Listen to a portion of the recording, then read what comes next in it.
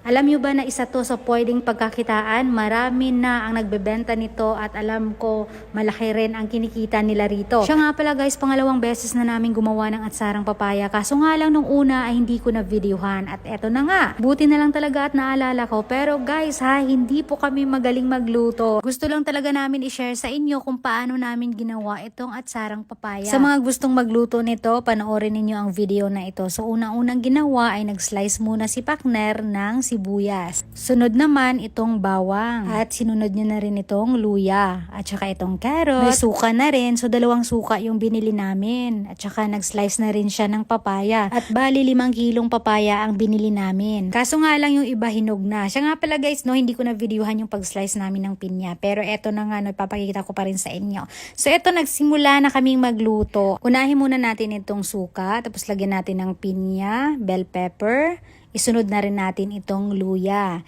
Pagkatapos ay sibuyas. Isunod na rin itong bawang. Pagkatapos, lagyan na rin natin ng raisins.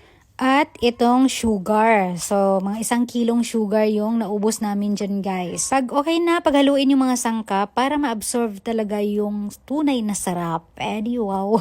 Okay, so nakalimutan pala natin lagyan ng paminta. So ayan, bumili nga pala kami ng paminta guys para mas lalong sasarap. Tapos kunin yung mga sobrang mga bula-bula dyan.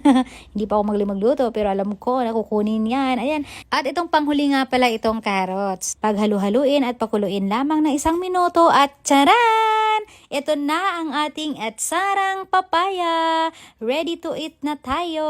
Thank you so much for watching.